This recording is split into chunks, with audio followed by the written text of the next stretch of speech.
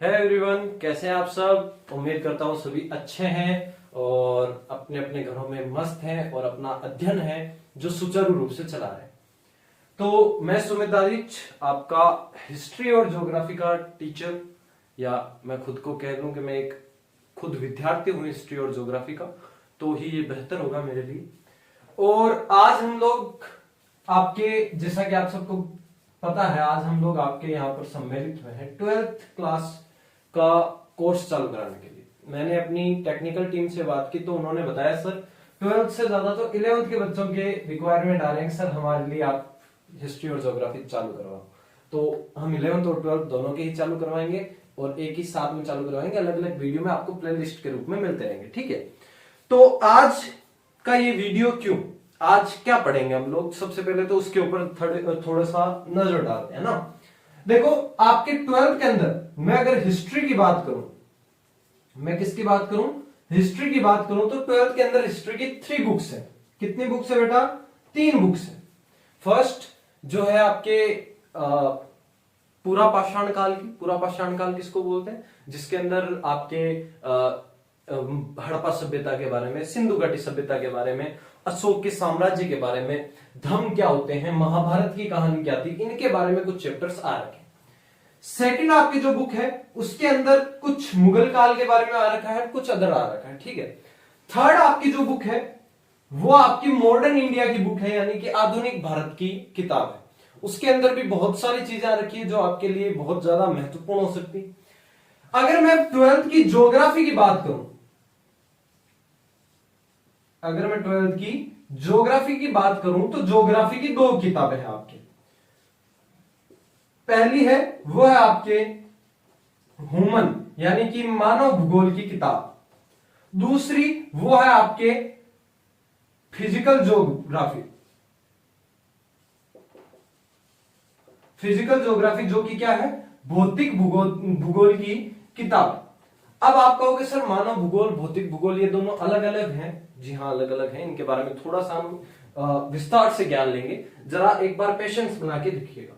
Human और physical geography, देखिए human geography तो हम वर्ल्ड के अंदर पढ़ेंगे आपके 12th के, ठीक है। कौन सी पढ़ेंगे? वर्ल्ड की। और फिजिकल ज्योग्राफी यानी कि भौतिक भूगोल है वो अपन लोग इंडिया की पढ़ेंगे। इसके अंदर इंडिया के नाम आएंगे और इस दूसरी वाले के अंदर विश्व के नाम आएंगे, ठीक है। तो ये तो बात थी अपने क्लास 12th के एरा की। अब अपन लोग क्लास 11th के ऊपर भी थोड़ी सी नजर डालते हैं, क्योंकि वो भी तो जरूरी है, और वो जितनी जरूरी है उतनी मेरे हिसाब से कोई जरूरी है नहीं, क्योंकि 11th क्लास बेस होती है 12th क्लास का, ठीक है। तो एक बार फटाफट इस वीडियो को लाइक वगैरह कर दो बेटा। मैं ज्यादा कहूंगा नहीं लाइक करने के लिए, क्योंकि आप सब भी जानते हो, मैं भी जानता हूं, इतनी देर रात को आपके लिए वीडियो बना रहा हूं, तो आप भी जरा समझिए इस चीज को, ठीक है। अब अपन लोग बात करते हैं आपके 11th के बारे में।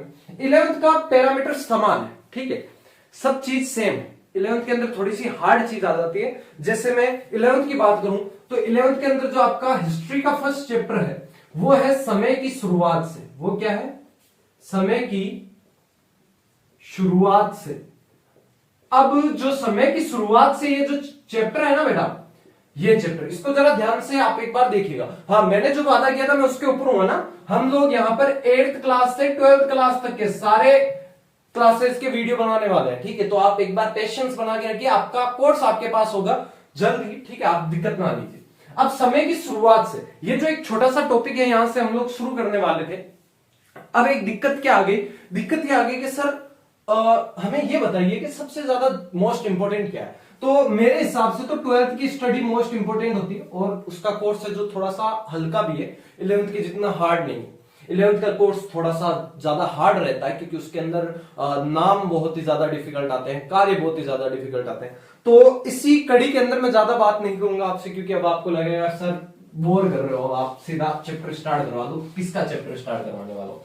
ठीक है, तो हम लोग आज चैप्टर स्टार्ट करेंगे आपके क्लास 12th का, ठीक है। आज ही आपकी सीनियर क्लास का हम लोग वीडियो स्टार्ट करेंगे। जो अदर क्लास के बच्चे हैं, जैसे 11th क्लास के बच्चे हैं, वो इस वीडियो को थोड़ा सा देख लें, थोड़ा सा समझ लें कि कैसे होने वाली है 12th की हिस्ट्री और कैसे हम उस हिस्ट्री के ऊपर कमांड करेंगे।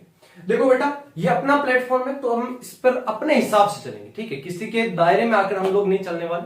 तो अपने हिसाब से कैसे चलना है? सबसे पहले अपन के पास होनी चाहिए रणनीति। किसी भी चीज को जीतने के लिए क्या होनी चाहिए अपने पास? रणनीति।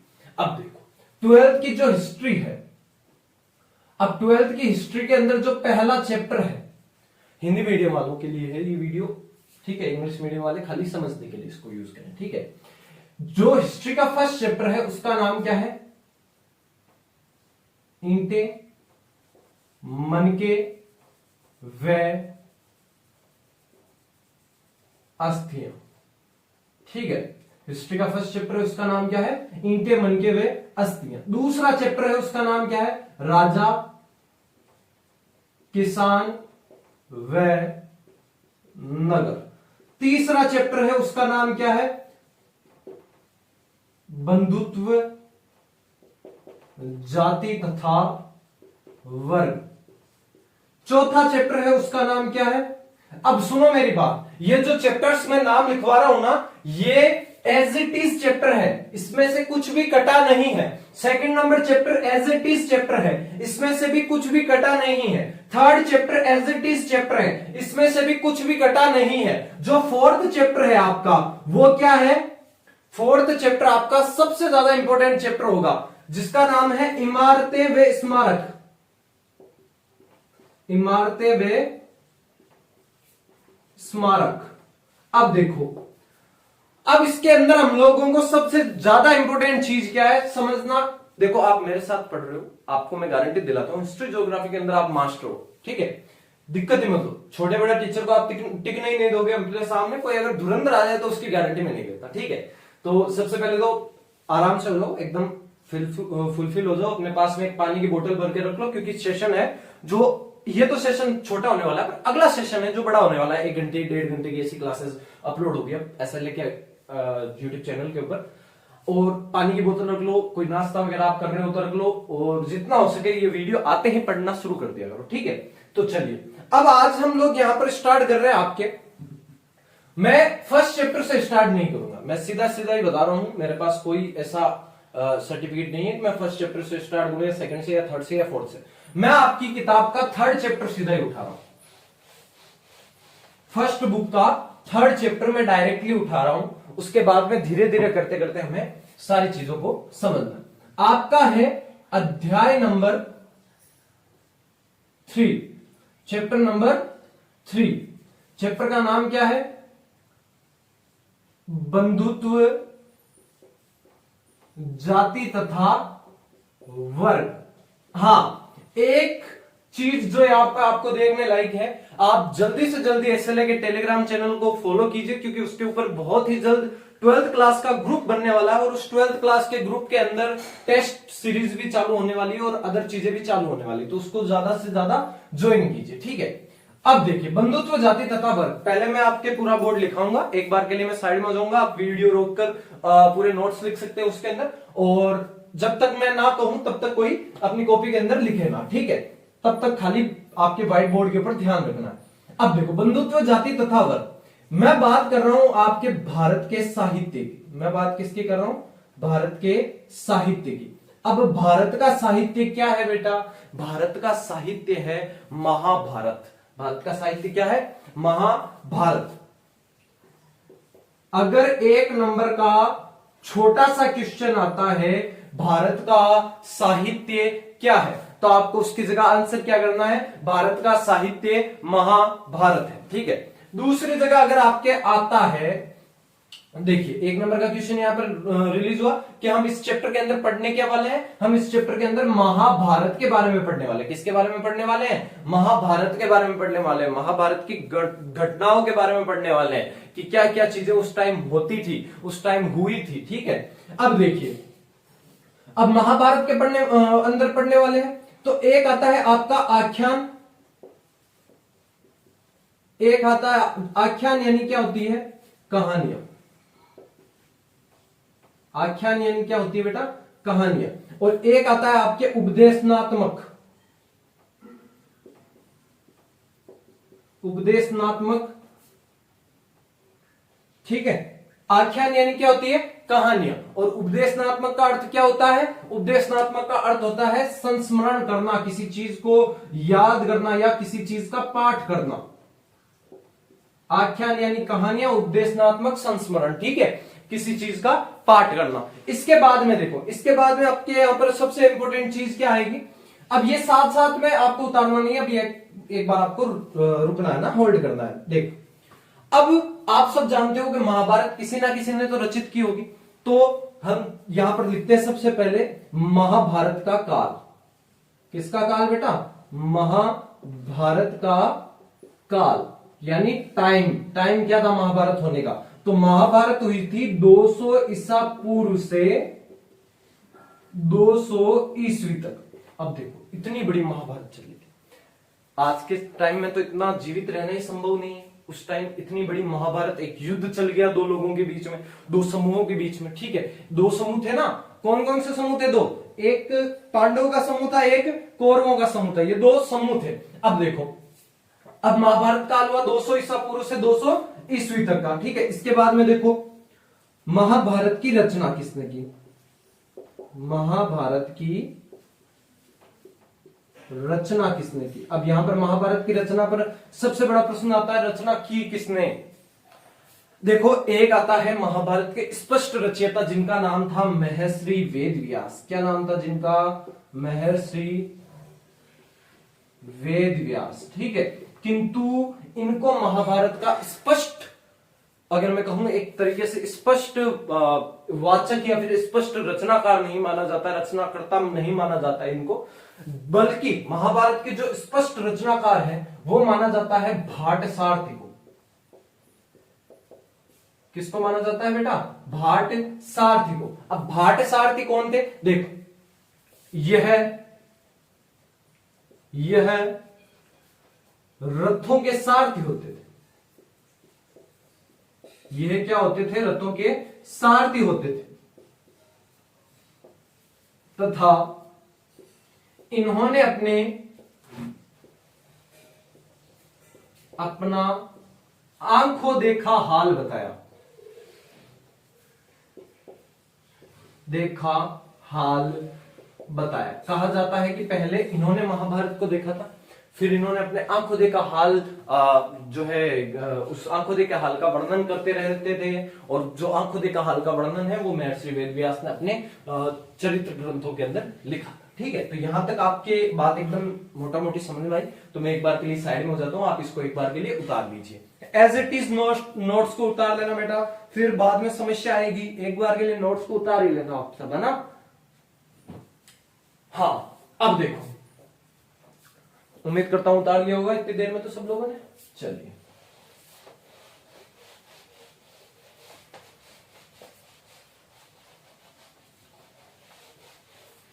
अब देखो, अब हम देखेंगे कि आखिरकार महाभारत हुई क्यों थी, यानी महाभारत की कहानी क्या थी। महाभारत की क्या थी? कहानी क्या थी?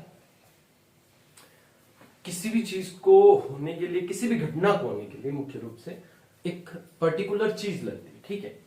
अब पर्टिकुलर चीज ऐसी है कि आपके साथ अभी कोई घटना हुई नहीं है ना, और हो भी ना, भगवान करे, बट घटना क्या बुरी होती है? घटना अच्छी भी तो हो सकती है।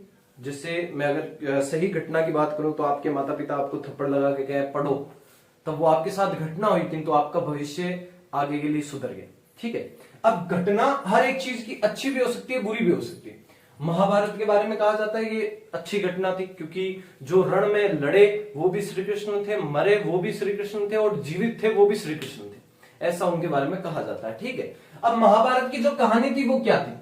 यह कुरुवंश की कहानी थी।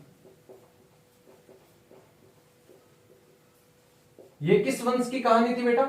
यह कुरुवंश की कहानी थी। कुरु एक, देखो अब जब 16 महाजनपदों के बारे में पढ़ोगे ना, तब उनमें से एक कुरु आता है। काशी, कुरु, अंग, मगध, वज्जी, चेदी, वस्त, कौशल, अवंती, औसत, कंधार, कंबोज, ऐसे करके 16 महाजनपद आता है। उनमें से एक क्या आता है? कुरु आता है, ठीक है। ये कुरुवंश की कहानी थी। परिवार के दो समूहों के बीच में युद्ध था। परिवार के दो समूहों के मध्य युद्ध हुआ। अब परिवार के दो समूह कौन कौन से थे बेटा? कौरवों व पांडवों के मध्य युद्ध हुआ। पांडवों के मध्य क्या हुआ था, युद्ध हुआ था। अब कौरवों तथा पांडवों के मध्य युद्ध हुआ तो जीते कौन, इसमें पांडवों की विजय हुई, विजय हुई, ठीक है। यह युद्ध राजनीतिक शक्ति को प्राप्त करने के लिए, शक्ति को प्राप्त करने के लिए लड़ा गया था। अब ये युद्ध क्यों लड़ा गया बेटा, ये राजनीतिक शक्ति को प्राप्त करने के लिए लड़ा गया या लड़ा जाने वाला युद्ध था, ठीक है। तो ये महाभारत की क्या थी, कहानी थी, जो मैंने शॉर्ट फॉर्म में आप सबके सामने रख दी। अब इसमें विजय किसकी हुई, पांडवों की हुई। ऑब्वियसली बात है, आप बचपन से पढ़ते आ रहे हो, विजय किसकी हुई, पांडवों की हुई। विजय किसकी हुई, पांडवों की हुई। कौरवों के बारे में कोई पढ़ता भी नहीं है, वैसी बात है, ठीक है। तो अब देखो यहां पर ये इतनी सी चीज आप सबके समझ में आई होगी, आई होप। तो इसको भी एक बार आप, मैं साइड हो जाता हूं, इसको भी एक बार आप उतार लीजिए, ठीक है, आराम से। आज का जो सेशन है वो आराम का सेशन है, कल से आपकी मेहनत जारी होगी, तो उस मेहनत के लिए आप सभी एक बार तैयार है। इसको उतार लीजिए भाई, जिसको भी उतारना उतार लीजिए फटाफट। ज्यादा से ज्यादा 12th क्लास वाले बच्चों वीडियो को लाइक करो और शेयर करो अपने सहपाठियों के साथ में, ठीक है, जितना हो सके। और बहुत ही जल्द एक इंस्टाग्राम की लिंक आ रही होगी आपके नीचे SL Academy की, उसको भी फॉलो कर लीजिए। 500 से ज्यादा बच्चों ने उसको फॉलो कर रखा है, कुछ स्कूल वालों ने उसको फॉलो कर रखा है, तो आप भी फॉलो कीजिए जितना ज्यादा हो सके, क्योंकि वो आपके बेनिफिट की एक चीज है। क्योंकि उसके ऊपर जो भी नई चीज होती है उसके बारे में डाला जाता है, कोई भी नया वीडियो आता है तो उसके बारे में लिंक उसी के ऊपर डाली जाती है, ठीक है। अब देखिए, अब इतनी चीज आप सबके समझ में आई होगी, ठीक है, आई होप इतनी सी चीज आप सबके समझ में आ चुकी होगी कि महाभारत की कहानी क्या थी और क्या नहीं थी। अब आपको क्या करना, अब आपको आज का वीडियो वैसे भी रेस्ट वीडियो था, तो आपको एक हेडिंग डाल के आज के लिए यहीं पर इस चैप्टर को विराम देना है, क्योंकि हमने चैप्टर का कुछ भाग आज समझा है। कल से जैसे ही क्लासेस नियमित रूप से चालू होगी, वैसे ही आपके जो है सारी चीजें पढ़ा दी जाएगी, ठीक है। अब आपको लास्ट हेडिंग क्या डालनी है, समालोचनात्मक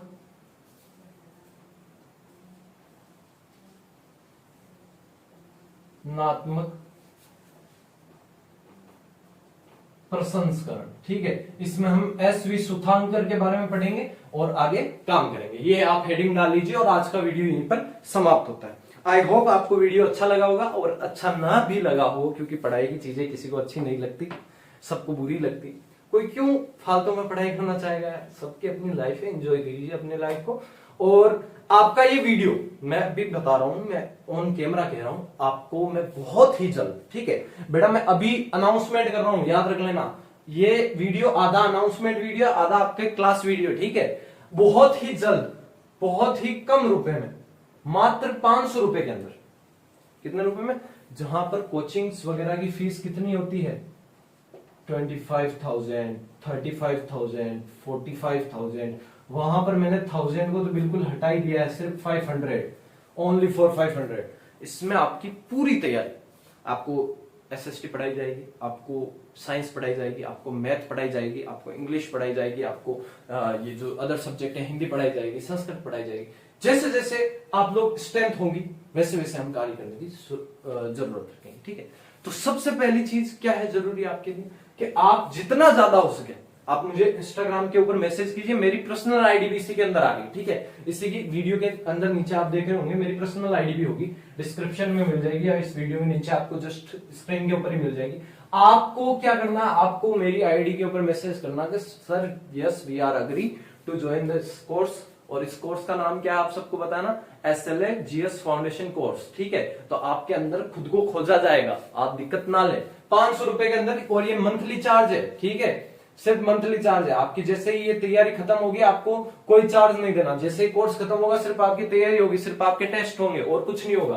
तो जितना ज्यादा हो सके एक दूसरे को सहयोग दीजिए, जितना ज्यादा हो सके, क्योंकि आगे वही बढ़ता है जो दूसरे को सहयोग करता है। तो इस वीडियो का लिंक सबको भेजिए, और ये बात सबको बताइए कि आपका बहुत ही जल्द एक ऑनलाइन कोर्स शुरू होने वाला है, जिसमें आप मुझसे डायरेक्टली बात कर सकेंगे। जैसे हम एक क्लास के अंदर बैठे रहते हैं, वैसे ही हम इस वीडियो सेशन में बैठे रहेंगे। आप मुझसे कोई भी क्वेश्चन पूछ सकते हैं, मैं आपको उसका आंसर करूंगा हाथों हाथ। बस आपको क्या करना है, आपको लगातार मेरे साथ बने रहना है। ठीक है, चलिए इसी वीडियो के साथ में एंड करते हैं। धन्यवाद।